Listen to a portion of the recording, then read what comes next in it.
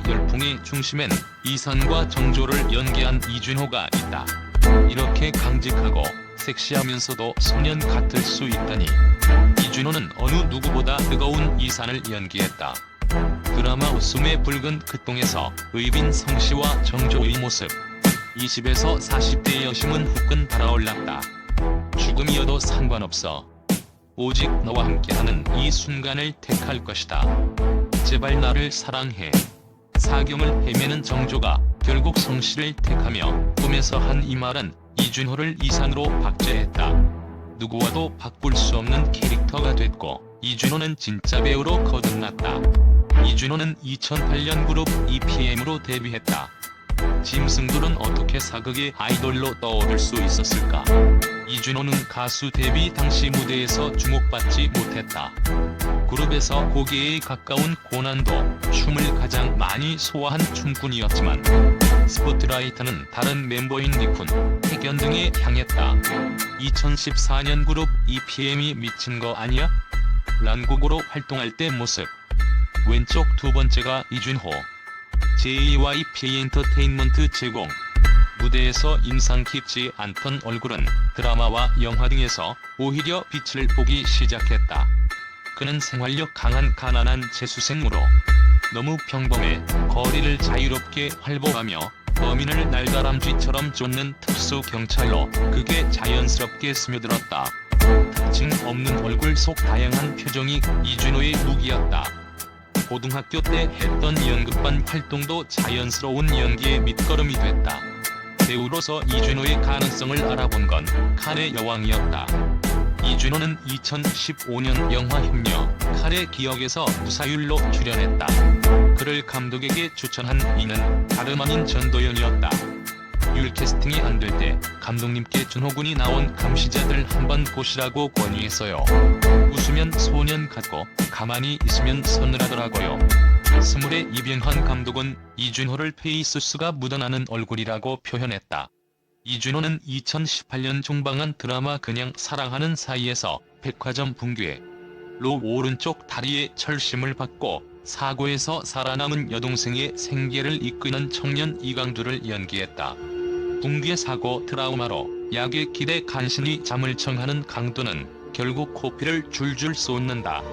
이준호는 사고 이후 남겨진 사람들의 고통을 창백하고 헛헛하게 연기해 호평받았다. 본보와 4일 전화로 만난 그냥 사랑하는 사이의 김진원 PD는 이준호를 이렇게 기억했다. 드라마 그냥 사랑하는 사이에서 이준호의 모습. 붕괴 사고로 다쳐 축구선수의 꿈을 포기한 극중 강도는 건설 현장에서 일한다. 그의 얼굴은 늘 상처투성이다. 준호를 만나보니 그 특유의 귀여운 눈웃음 뒤 남성적인 느낌이 되게 강했어요. 극중 강두가 소년 시절의 상처로 청년이 돼서도 채 아물지 못한 상처를 지니고 사는 인물이라 사람들이 잘 모르는 준호의 모습을 보여줄 수 있지 않을까 생각했죠. 준호는 정말 몰입했어요.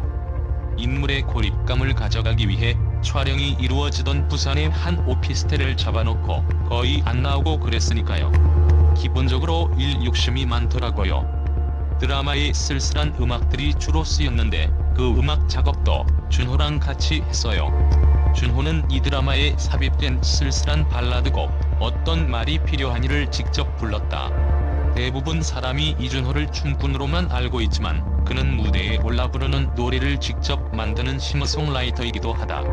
한국과 일본의 각각 낸 솔로 앨범은 물론 EPM 정규 앨범에 실린 힌즈업 등 9곡의 작사, 작곡도 직접 했다. 이준호는 2017년 방송된 드라마 김과장에서 서윤력으로 나와 상대에게 툭 과자를 던진다. 검사 출신으로 그룹 재무이사 자리에 앉은 캐릭터의 하나 무인을 강조하기 위해 그가 직접 낸 아이디어였다. 오수매에서 그는 이산일 때와 정조일 때 목소리가 다르다. 나이, 지위에 따라 목소리 톤도 변해야 한다는 이준호의 생각에 반영됐다고 한다. 오수매 정재인 PD의 말이다. 쉽게 만족하지 않더라고요. 컷하면 다가와 진짜 잘했냐고 꼭 물어보고요. 제대 직후라 그런지 자신이 연기를 제대로 하고 있는지에 대해 늘 객관했어요. 배우가 그렇게 질문하고 감독으로서 제 생각을 말하고 그렇게 맞춰가는 작업이 즐거웠어요. 촬영 초반엔 대사 톤으로 고민을 많이 했죠. 왕족인이 생활감이 느껴지지 않았으면 좋겠다고 했고 정말 잘 소화해줬고요. 그러다 덕임이와 붙는 장면에선 틈틈이 생활감 있는 말투로 살짝 변화를 주더라고요. 이준호를 배우로 관심 있게 지켜보게 된 계기는 스물이었어요. 처음엔 정말 이 PM 준호인지 몰랐어요. 너무 느낌이 달랐거든요. 그때야 같이 일해보면 좋겠다 싶었죠. 소속사에서 준호는 극심의 아이콘으로 기한다. 그는 애초 가수로 데뷔를 하지 못할 뻔했다. 2006년 SBS 슈퍼스타 서바이벌에서 6,500대 1의 경쟁률을 뚫고 우승해 JYP의 연습생으로 들어갔지만 다른 동료보다 데뷔에서 밀렸다. 이후 슬럼프를 겪었고 성대결절로 반년 동안 노래를 못했다. 그의 최대 위기였다.